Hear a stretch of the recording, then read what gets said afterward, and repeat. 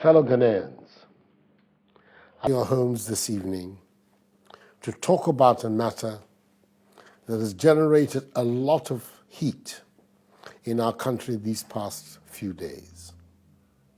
Last week, at the height of the furore triggered by the US-Ghana military cooperation agreement, a good friend of mine came to caution me on what he called the hazards of this democracy thing. He told me, just in case I needed reminding, that my predecessor as president, who had also been democratically elected, had chosen to avoid any possible controversy by signing and keeping secret some agreements. So why did I not follow this precedent, instead of exposing the nation to all the hazards of the past few days? My friend, no doubt, had a good point.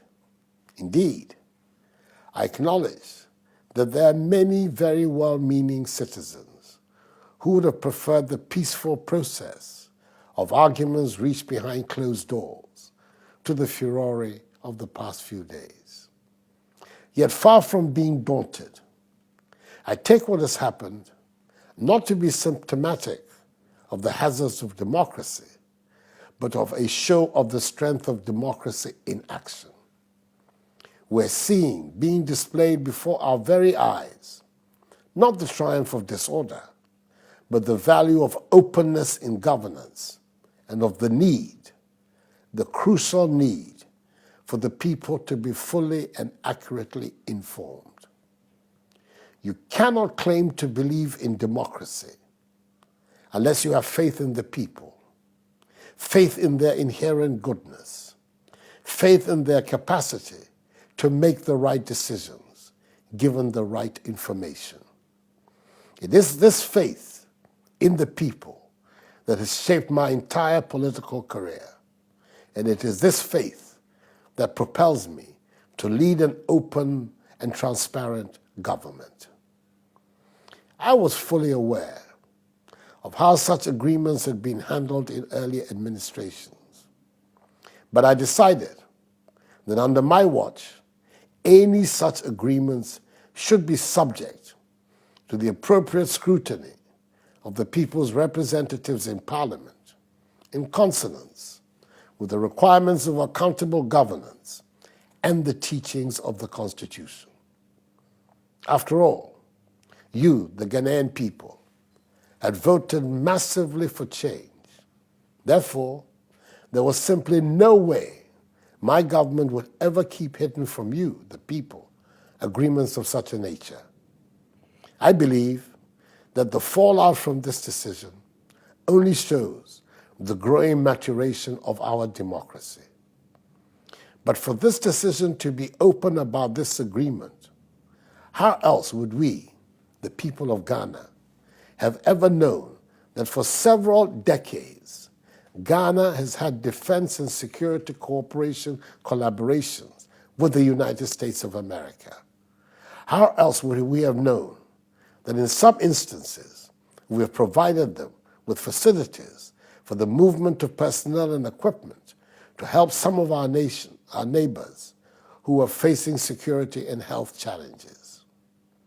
And how else would we have exposed the unspeakable hypocrisy of the fraternity of some frontline politicians who make a habit of running with the hares and hunting with the hounds, who secretly wallow in the largesse of the United States of America, while at the same time promote anti-American sentiments to a populist constituency? Submitting this agreement to open scrutiny now allows us to clear the unhealthy fog that has clouded our relations with the United States of America.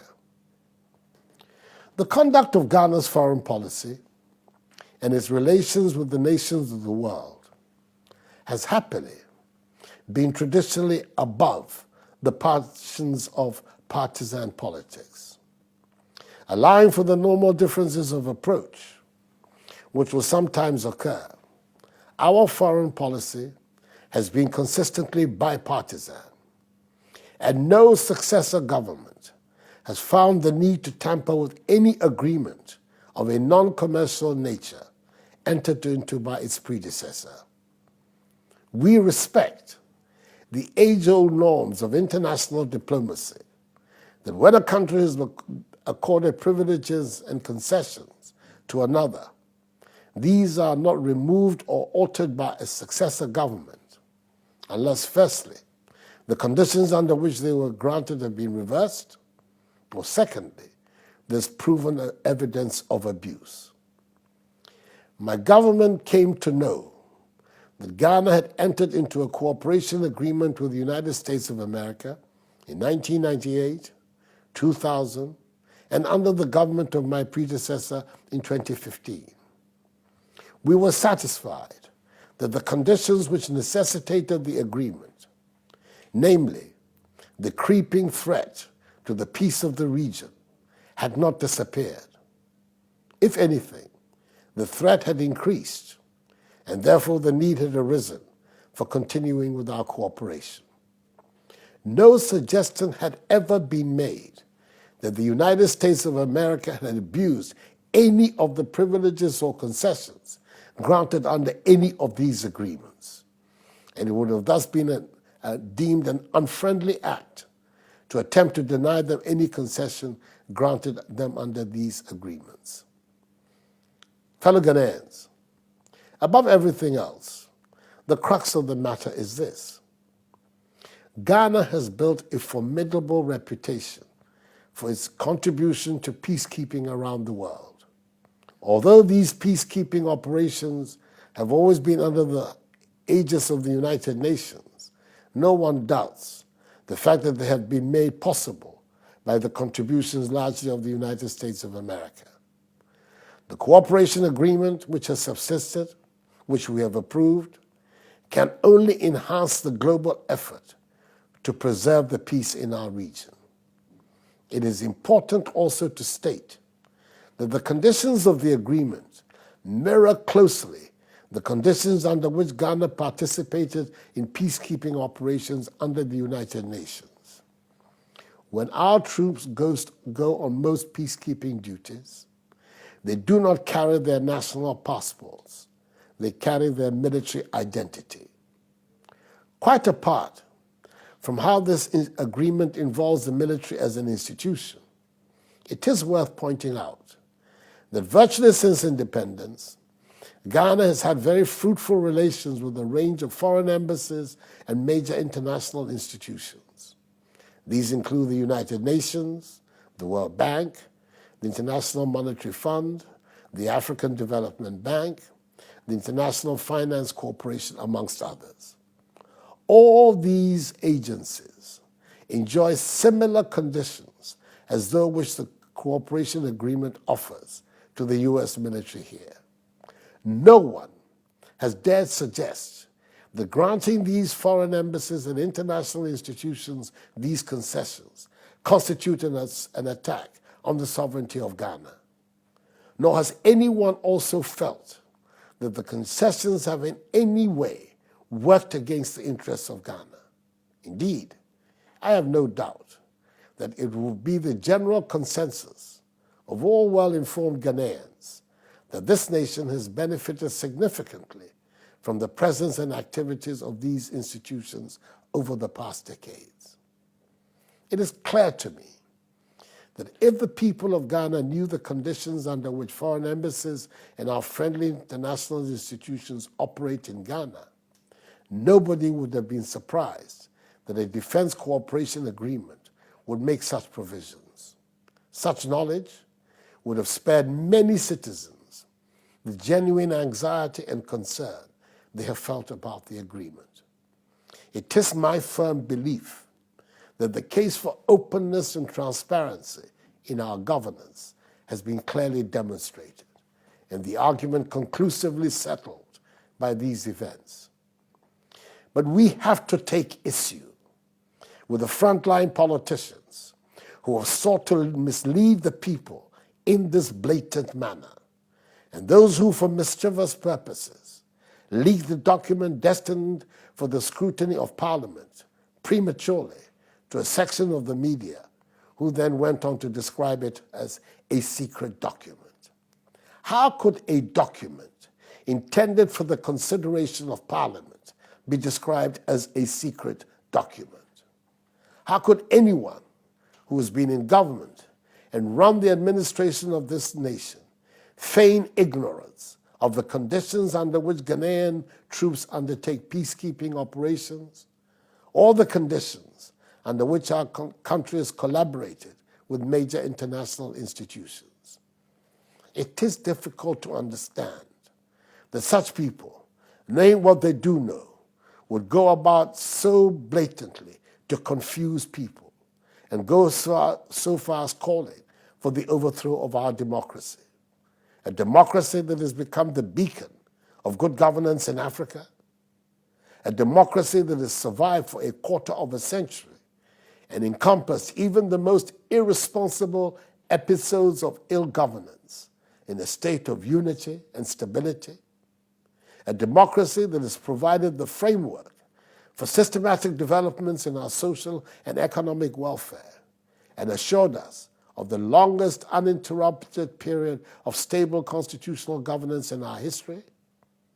Surely, this is the kind of cynical manipulation by reckless self-seekers which in the fullness of time the people of Ghana will acknowledge and condemn. And I'm sure that as the facts become clear and widely available, and as the people come to terms with the evidence, they will reject the falsehood and deliberate attempts to destabilize our peaceful country. Truth is sacrosanct. So let me state with the clearest affirmation that Ghana has not offered a military base and will not offer a military base to the United States of America. Indeed, the United States of America has not made any request for such consideration. And consistent with our established foreign policy, we will not consider any such request. However, in consideration of the realities of our circumstances and the challenges to peace in our region in our time, we have deemed it prudent to continue the cooperation agreement with the United States of America. It is our firm belief that the agreement will help enhance our defense capability and offer an important layer of support in our common effort to protect the peace in our region. Fellow Ghanaians, let me conclude by saying how outraged I am by the defamatory comments from my political opponents, some of whose patriotism can be so easily questioned, that the sovereignty of this country has been sold by my government and myself. I will never be the president that will compromise or sell the sovereignty of our country. I respect deeply the memory of the great patriots whose sacrifice and toil brought about our independence and freedom. I have stood with you, the Ghanaian people, all my adult life, fighting for our individual and collective rights. Everything I have done since assuming the great honor and privilege of serving you as President of the Republic demonstrates that I remain focused on building a self-reliant, free, prosperous Ghana, which will be able to make her own unique contribution to the growth and development of Africa and the world. Let us